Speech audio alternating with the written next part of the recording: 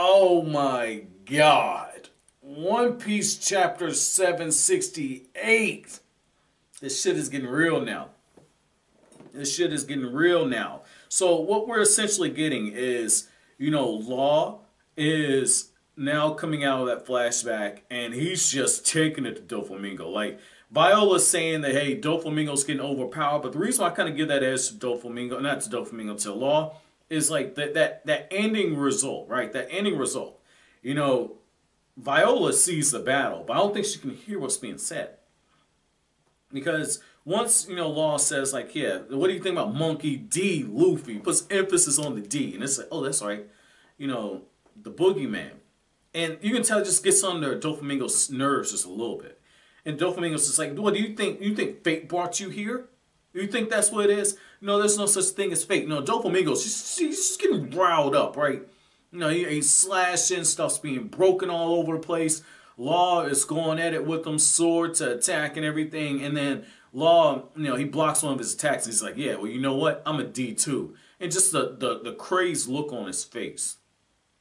The crazed look on his face. And Doflamingo starts going on about the enemies of the gods and everything. Like, oh my fucking God. This is how you know. This is how you know that Oda ain't playing with them. This is how you know that, man. This is wow. This is huge, baby. This is huge, man. Like this is so huge. This is so huge. If Law falls here, Luffy will be the one who will take him down. And he's already got that seed planted into his head.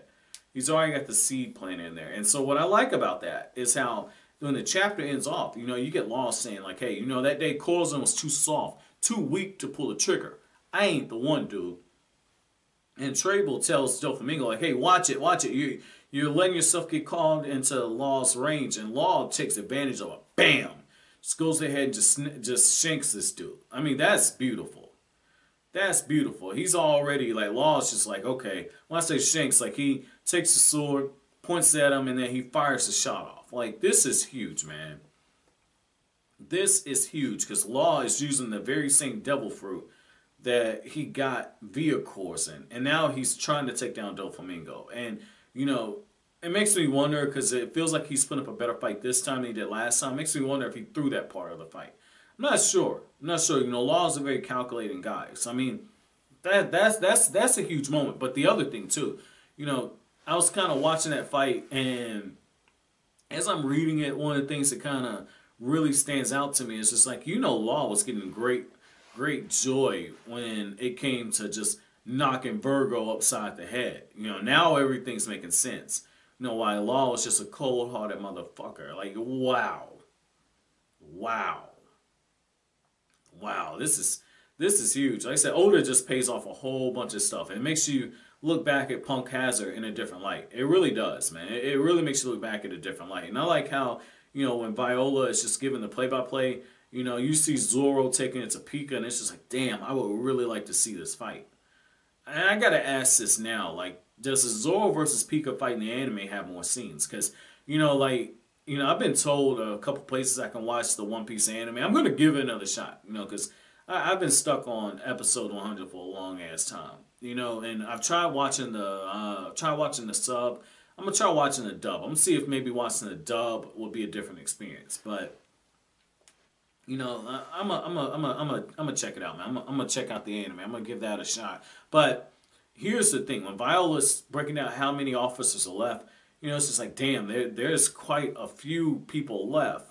But what I like is how even like some of the people who were once fighting in the Colosseum are fighting back. It's just like the inmates have taken over the asylum. It kind of reminds me of a DC comic storyline about the.